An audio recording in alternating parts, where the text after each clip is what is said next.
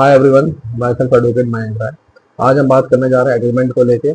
अगर किसी सेलर और परचेजर के बीच में इमूवेबल प्रॉपर्टी को लेके कोई एग्रीमेंट हुआ है और उस एग्रीमेंट के टेन्योर खत्म होने के बाद भी परचेजर और सेलर दोनों में ट्रांजेक्शन एग्जीक्यूट नहीं होता है, तो ऐसे में हमें क्या करना है?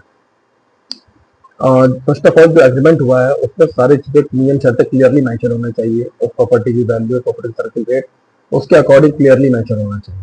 और जब एग्रीमेंट का टेन्योर खत्म हो रहा हो तो उसके एक महीने पहले परचेजर को नोटिस करना चाहिए सेलर को कि वो रजिस्ट्री कराने के लिए रेडी है और इस तारीख को वो जो कंसर्न एसआरओ है वहाँ पे आके वो प्रेजेंट हो जाए और उसके फेवर रजिस्ट्री कर दे।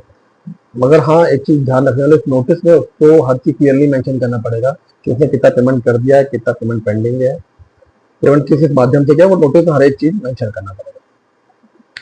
अच्छा, जब कंसर्न एसआरओ में अगर सेलर रजिस्ट्री कर देता है तो वेल एंड गुड है। अगर सेलर रजिस्ट्री नहीं करने लगता है तो ऐसे में क्या करना है? ऐसे में जो परचेजर है उसको वहाँ तीनों टाइम की प्रेजेंस एसआरओ में अगर वो प्रेजेंट था तो तीनों टाइम की प्रेजेंस शो करनी है स्लिप के माध्यम से। हमारी स्लिप मिलती है, यहाँ पे वो बताएगा कि कल वो कोड में बहुत हेल्पफुल रहता है कि सुबह दोपहर शाम तीनों टाइम प्रेजेंट उसको शो करनी है।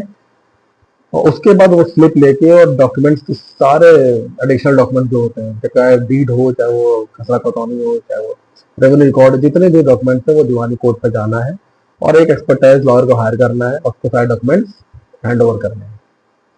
उसके बाद जब ये कोर्ट, दीवानी कोर्ट में केस चलता है तो ये इसका ऑर्डर इस माध्यम से होता है कि जो टेन्योर हुआ था और जो टेन्योर की नियम शर्तें थी एग्रीमेंट की वो फुलफिल नहीं हुई सेलर के तरफ से, तो कोर्ट इस फेवर डिक्री देता है परचेजर के फेवर में।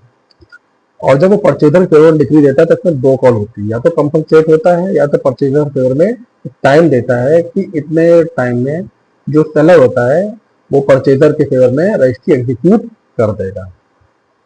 अच्छा, डिक्री होने के बावजूद, अब जैसे डिक्री हो गई और डिक्री होने के बावजूद भी अगर सेलर उस ड्यू डेट में या ड्यू टाइम में भी रजिस्ट्री एग्जीक्यूट नहीं करता है परचेजर के फेवर में, तो ऐसे में क्या होता है कि कोर्ट कंटेम्प्ट ऑफ कोर्ट का केस दायर करती है किसके अगेंस्ट में? सेलर के अगेंस्ट में।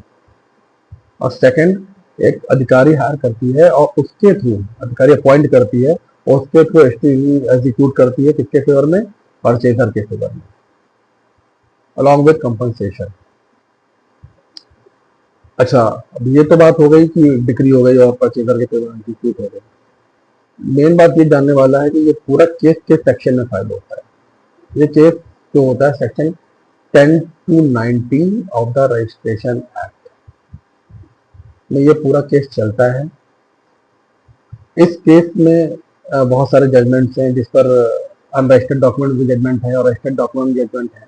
अब ये कोर्ट टू कोर्ट डिपेंड करता है कि वो केस का कंडीशंस क्या है, कैसे कंप्लाइंसेस क्या है। बट मेरा सजेशन ये है कि आप रजिस्टर्ड डॉक्यूमेंट पे ही जाएं जब भी आप कोई भी एग्रीमेंट कर रहे हैं।